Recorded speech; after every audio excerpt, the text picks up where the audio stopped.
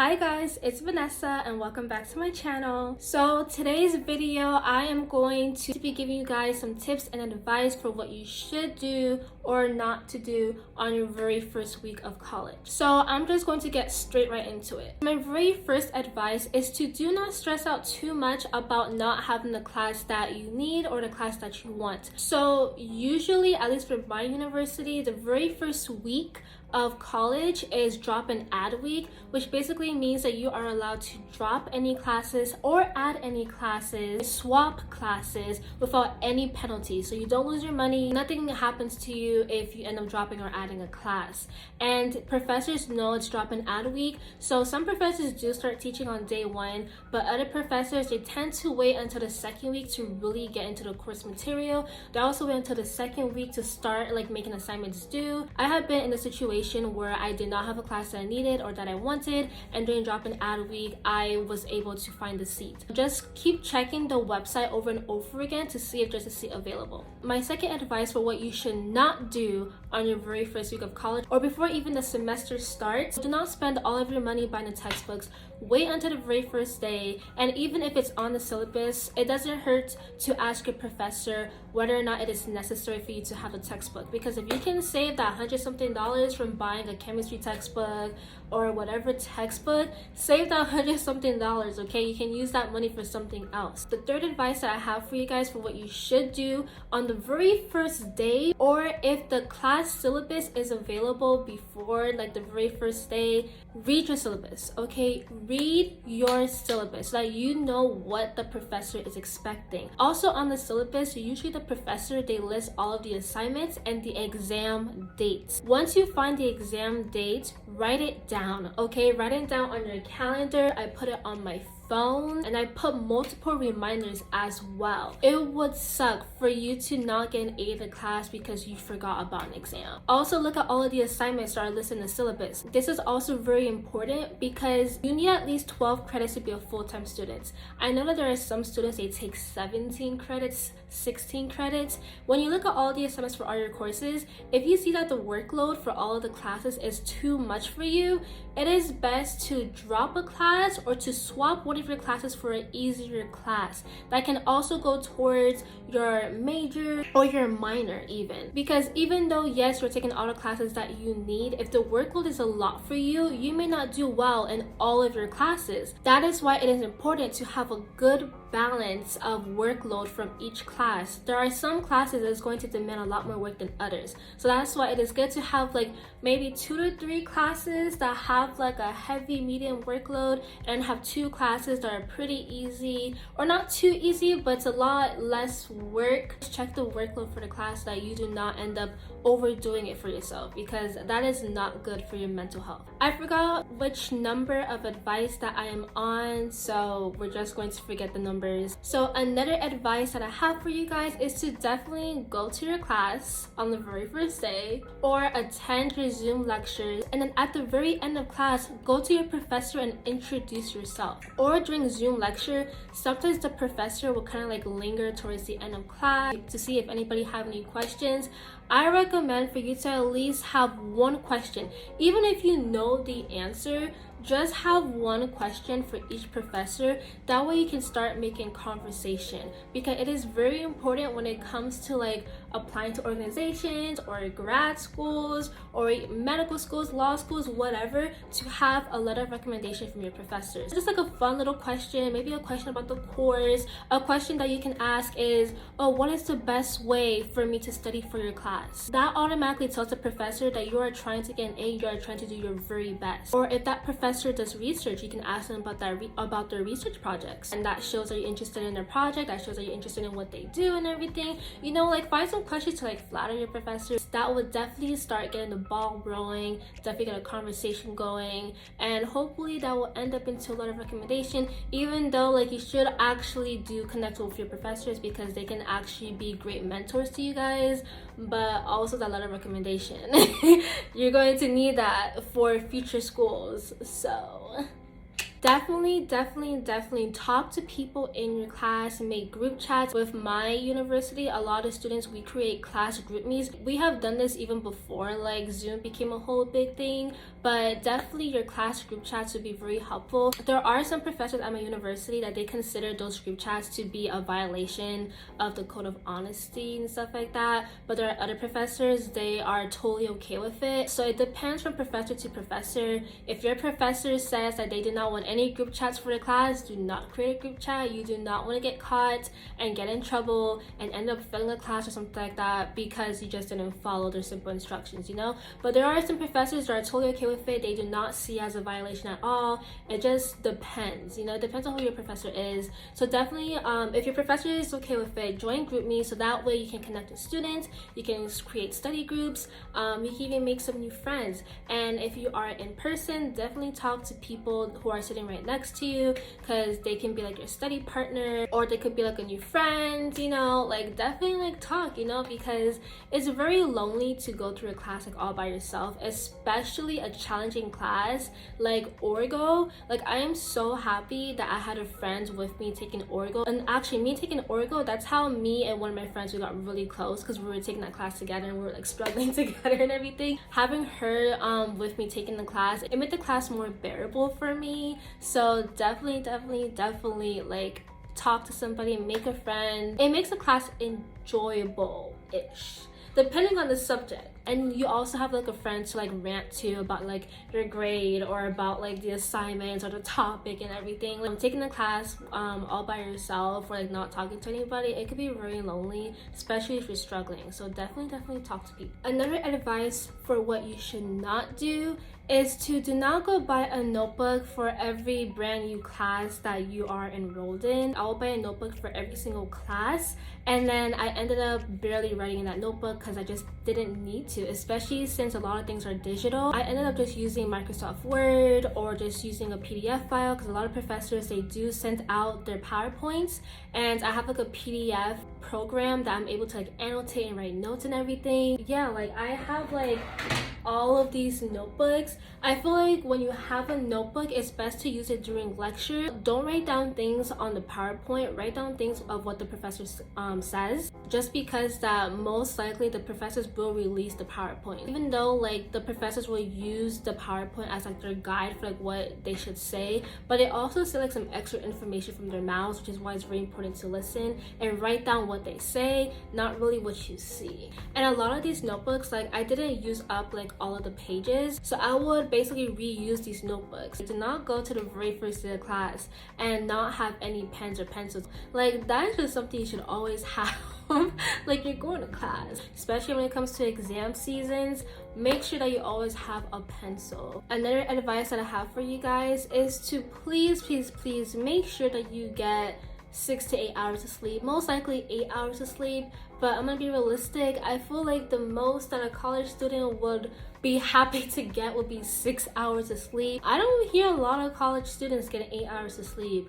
It's usually maybe like 4 to 6. Being sleep deprived is not going to help you get your assignments done. It is not going to help you do well on your exams. You're just going to be tired the entire time, and you just won't be able to concentrate. You're just going to want to take a nap. You know, you're going to be irritated so easily. It's going to be harder for you to learn information. So definitely make sure that you sleep, and definitely make sure that you drink your water too. Like you need that hydration to keep your brain working, and you know, to like fuel yourself and everything. Make sure to eat.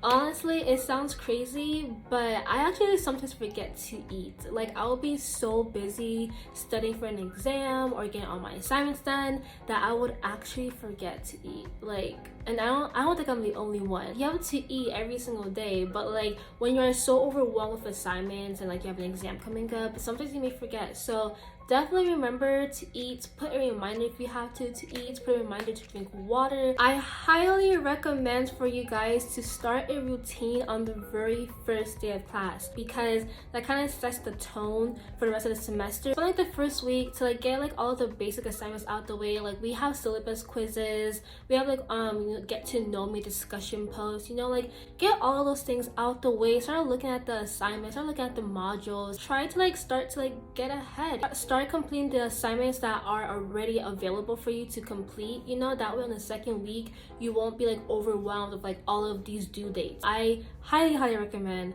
to make a routine that will make you the most productive for you to do well for the semester. What I also recommend for you guys to do while you are reading the syllabus is to definitely make notes of how the professor wants to be addressed.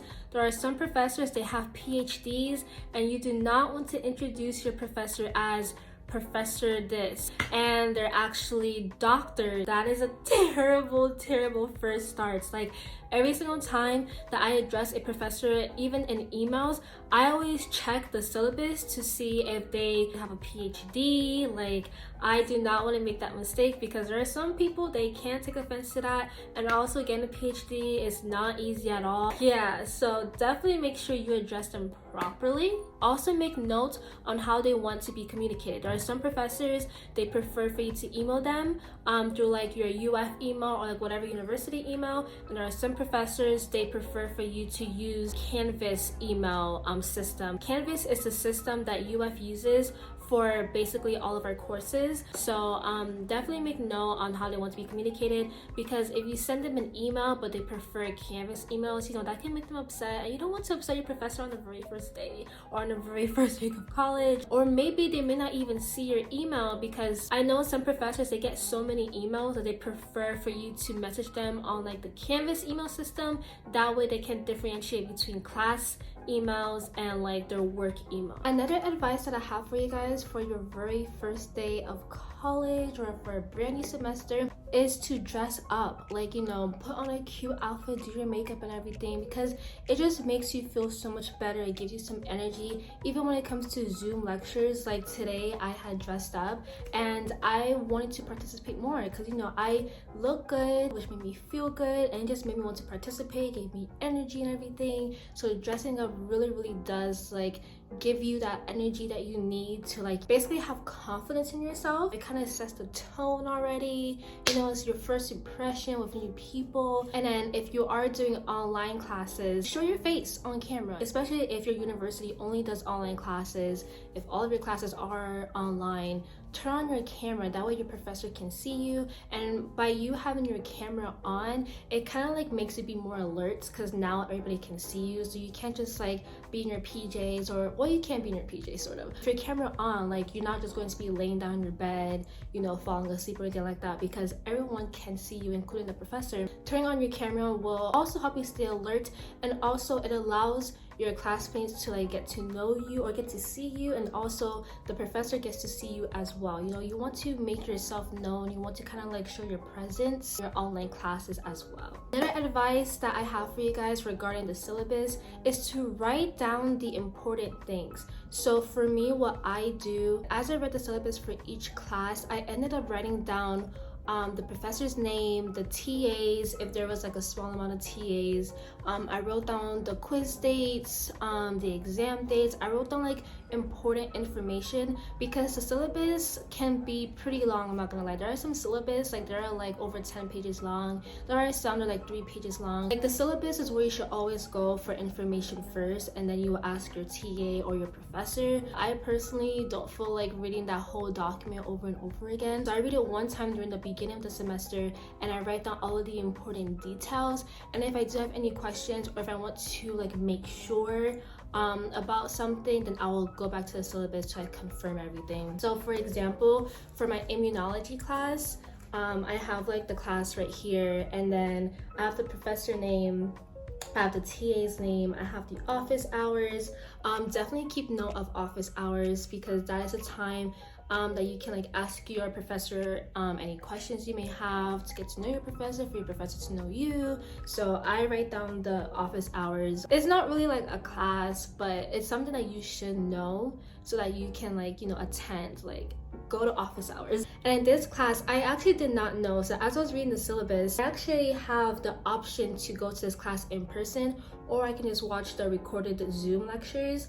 I did not even know that until I read the syllabus, because I assumed this class was strictly online, but we actually have the option to go to in-person lectures. So that's pretty cool. If I had not read the syllabus, I would have not known that, because on my schedule there's actually like no time slot for this class. It's only stated in the syllabus. So that's why I gotta read your syllabus. And I have all of the exam dates. I have like how many questions, how long is it. With this class, the best 3 out of our 4 quizzes is actually inputted into our grade, which is really nice. Not all professors do that. And then I have the dates of all of my online assignments and quizzes, and also all of the dates for my discussions as well. Yeah, that's basically what I do for every single class. It is the very first page of my notes. I also input all the quiz dates, the discussion dates, and the exam dates on my calendar as well, like for every single class. It takes me a while to get through all the syllabus and to put all the assignments. Like, it will take me a couple of hours to get through all of it. It keeps me organized. So there are 3 more advice that I have for you guys I forgot to mention when I first recorded this video. Another advice that I have for you guys is to keep note of what the grading scale is for each class. The professors are the ones who decide what is an A, what's a B, what's a B plus, what's an A minus. Like, they are the one that decides that. So for example, I have one class that an A in the class is a 94%, another class an A in the class is a 93%, I have another class an A in the class is a 90%, and I have another class an A in the class is a 85%. So it's very important to like check the syllabus, maybe writing down in your notebook, writing down a sticky note, something, the grading scale for each class, so that you know where you stand, because an A does not necessarily mean 90% or above. I also recommend for you guys to screenshot your schedule and make it your lock screen. It's very easy to forget when you have class, so just to have your schedule as your lock screen, you're able to see every single day when you have classes, and that way you'll be reminded that you have class, and you can also just easily check to see when is your next class. And the last thing that I have for you guys is to put alarm clocks. It is so easy to like forget like what time is it and everything. It's so easy to just like forget that you have class. So I personally put 2 alarm clocks per class, so I give myself a 10-minute warning and a 5-minute warning for when class starts. That way, if I get carried away, if I'm currently working on something, I have an alarm to remind me I need to stop and get ready for class. Alright guys, so that is it for my video. Thank you guys so much for watching. Make sure to like, share, and subscribe. All of the links to my social media platforms will be in the description box. Again, thank you for everything, for all the love and the support. Have a wonderful day, guys. Bye.